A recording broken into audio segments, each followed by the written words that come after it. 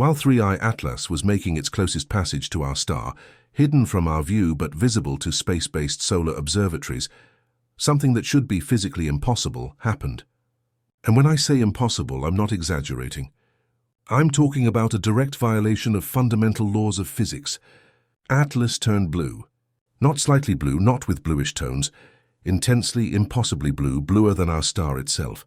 For you to understand the magnitude of this discovery, let me explain why this is so disturbing. For an object that should be 20 times colder than the solar surface to emit more blue light than our star is a direct violation of the laws of thermodynamics. Cold objects don't emit more blue light than hot objects. This isn't a suggestion or a trend. It's a fundamental law that governs how matter interacts with energy throughout the known universe. The data came from multiple independent sources, making it absolutely impossible to dismiss as instrumental error or calibration failure. StereoA's twin cameras, the HI-1 and Core-2 instruments, both recorded the blue shift with spectroscopic precision. SOHO's LASCO C3 coronagraph independently confirmed it. GO-19, a weather satellite monitoring solar activity during the critical window, captured the same impossible blue glow. These are instruments designed by different teams, operated by different agencies, processing data through completely different pipelines. They all saw exactly the same thing. And what they saw defies everything we thought we knew about how frozen objects from interstellar space should behave.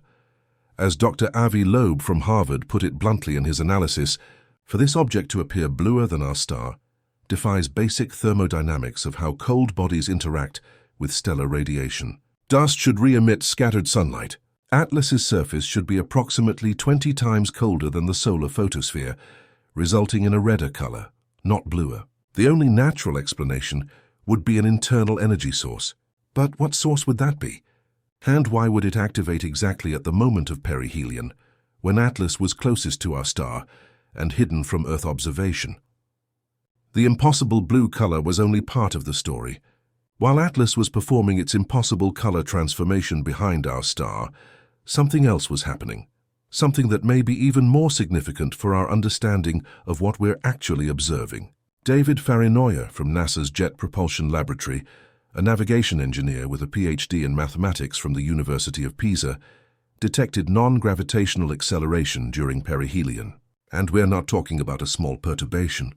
We're talking about 135 km per day squared of radial thrust away from our star, plus 60 km per day squared transverse, perpendicular to the solar direction.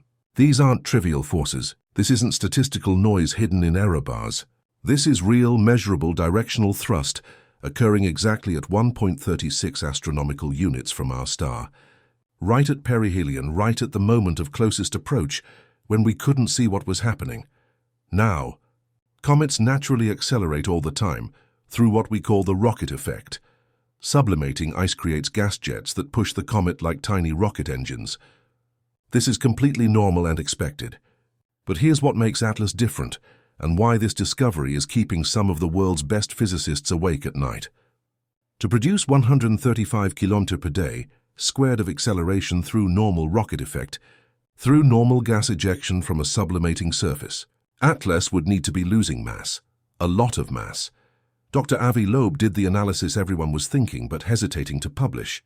Using conservation of momentum, one of the most fundamental laws of physics, he determined that for an object of Atlas's estimated size and mass to generate that much thrust, it would need to be losing approximately 10% of its total mass over the course of a month. 10%. Let that sink in for a moment. This isn't gentle evaporation of ice crystals in space. This is catastrophic mass loss. This is the comet essentially exploding, ejecting billions of tons of material in a continuous hurricane of outgassing that should create a massive, bright, unmistakable cloud of gas and dust around the nucleus, a cloud that should be visible across the solar system, a cloud that every telescope should easily detect when Atlas emerges back into view in November. As Loeb stated, his prediction was crystal clear. We should see a dense gas cloud around it in November and December, not might see, not maybe will see, but should see. Because if the non-gravitational acceleration is being caused by natural cometary outgassing, then the laws of physics, specifically conservation of momentum, require that this cloud exist. It's not optional. It's not uncertain. And if we don't see that cloud when Atlas emerges in November, then the acceleration can't be natural.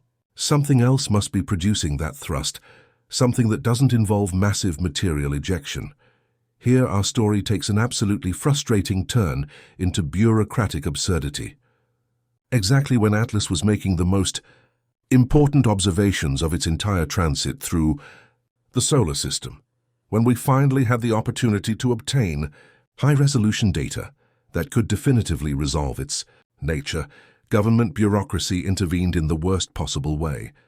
On October 1st, 2025, the United States government ran out of funding authorization. Multiple agencies, including NASA, were forced to furlough non-essential personnel. Scientific operations continued where possible, but communications stopped, press releases ceased, and data sharing slowed dramatically. The next day, October 2nd, Atlas passed just 30 million kilometers from Mars, closer than Mars has ever come to Earth in all recorded human history. HiRISE, the high-resolution imaging science experiment aboard NASA's Mars Reconnaissance Orbiter, was capable of resolving 30-centimeter features from 300 kilometers above the Martian surface. When pointed at an object 30 million kilometers away, this camera could achieve a pixel resolution of approximately 30 kilometers. To put this in perspective, our best Atlas images from Hubble and K had resolutions 3 times worse. These images were taken. Multiple researchers confirmed that HiRISE was tasked with observing Atlas during the Mars flyby window. The geometry was favorable. The pointing was possible. The observation was successfully executed, and then the images disappeared into the bureaucratic void created by the government shutdown that began October 1st and lasted weeks. Loeb was explicit about this in multiple interviews and statements. He clearly said that he requested access to these images, contacted the HiRISE principal investigator directly, received no response, followed up, and still nothing. The images exist. They're sitting on a server somewhere in NASA's data pipeline, but they haven't been released, haven't been made public, and haven't been shared with the scientific community that desperately wants to see them. NASA hasn't confirmed the existence of these images, but they also haven't denied it. They've said absolutely nothing. The silence is deafening. Loeb called it terrestrial stupidity, not evidence of aliens, not a cover-up, but basic human incompetence interfering with discovery. The universe doesn't care about government shutdowns, he said. Science doesn't pause because politicians can't agree on spending bills. These discoveries have created a civil war in astronomy that goes far beyond Atlas. It's a fundamental battle about how science should respond to anomalies, how much weight to give unlikely explanations, and whether the possibility of discovering something truly revolutionary justifies the reputational risk of being spectacularly wrong. Brian Cox, physicist and science communicator, stated his position unequivocally.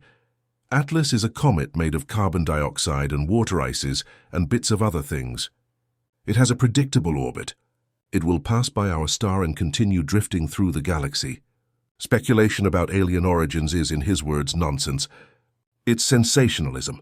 It's misleading the public about how science works and what the evidence actually shows.